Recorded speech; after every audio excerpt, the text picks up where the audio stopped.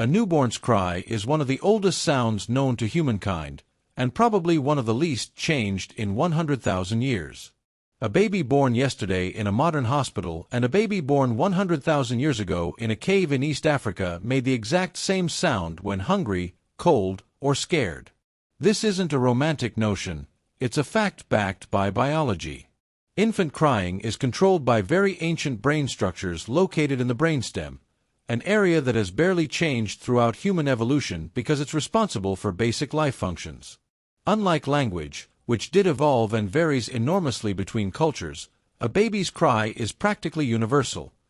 It doesn't depend on the language, the era, or the place of birth. Now, here's something fascinating. A baby's cry isn't just a reaction to discomfort, it's actually an extremely effective survival tool. Think about it, a newborn can't walk, can't feed itself, and can't defend itself against any danger.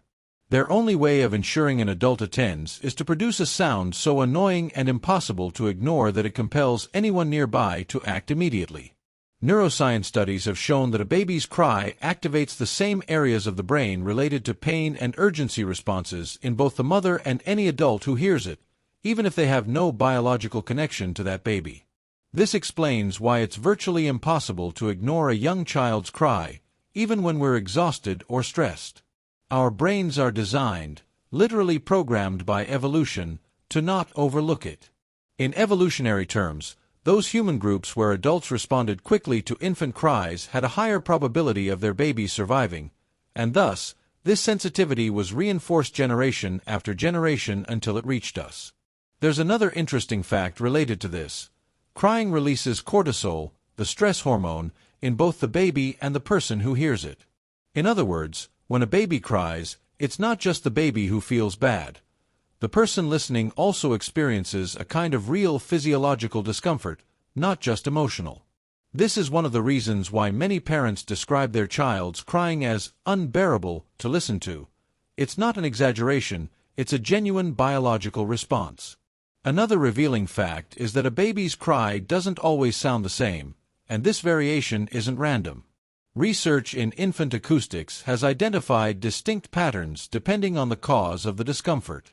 Crying from hunger tends to be more rhythmic and increase in intensity, while crying from acute pain usually begins abruptly, with a higher pitch and a prolonged pause to catch one's breath before the next cry. Some studies suggest that many mothers, after spending enough time with their baby, develop a remarkable ability to distinguish these nuances, even without being fully aware of doing so, simply because their brain has been progressively training this auditory discrimination. It's also interesting to compare human crying with that of other primates.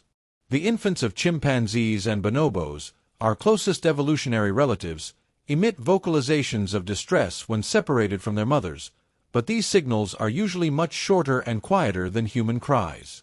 One possible evolutionary explanation is that our ancestors, walking upright and carrying their young in their arms instead of the infants clinging to their mothers' bodies as other primates do, needed a much more powerful vocal signal to ensure the infant was cared for even if, for some reason, it was momentarily out of direct physical contact.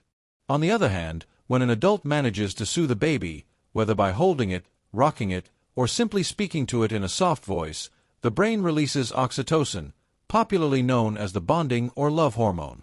This substance strengthens the attachment between caregiver and infant, and it is the same hormone released during childbirth or during moments of deep emotional connection.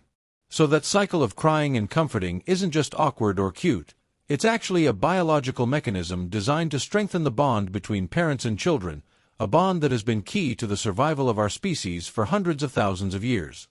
Interestingly, anthropologists studying contemporary hunter-gatherer societies, whose lifestyles closely resemble those of our prehistoric ancestors, have observed that babies in these groups cry significantly less than in modern Western societies. The main reason appears to be related to almost constant physical contact. In many of these cultures, the baby remains close to the mother or other adults in the group for most of the day, being fed and soothed almost immediately at the first sign of distress. This suggests that our ancestors likely responded to infant cries with a speed that is more difficult to replicate in today's busy modern lives, filled with schedules, work, and physical distance. It's also worth mentioning that nighttime crying has a very specific additional explanation. During the first few months of life, a baby's sleep cycle is not yet synchronized with the day-night rhythm we recognize as normal, a process called circadian maturation that can take several months to fully develop. This means that, biologically, a newborn baby doesn't clearly distinguish between 3 p.m. and 3 a.m., and wakes up just as easily at both times to ask for food or contact, something that is exhausting for modern parents, but which probably worked without much conflict in a hunter-gatherer group where infant care was shared among several adults throughout the day and night. Another curious related phenomenon is so-called contagious crying, observed in newborn units, where one baby who starts crying can trigger the crying of other nearby babies, even without any direct stimulus of pain or hunger. Some researchers interpret this as an extremely primitive form of empathy or emotional contagion, present even before the human brain develops any capacity for conscious reasoning, which suggests that certain foundations of our social connection with other human beings may be present from the first days of life, long before we can even recognize ourselves in a mirror. So the next time you hear a baby cry and feel that mix of urgency, discomfort, and need to act, remember that it's not just your reaction. It's a response shaped by hundreds of thousands of years of evolution, the same response early humans felt toward their own children, long before words existed to describe what they were feeling.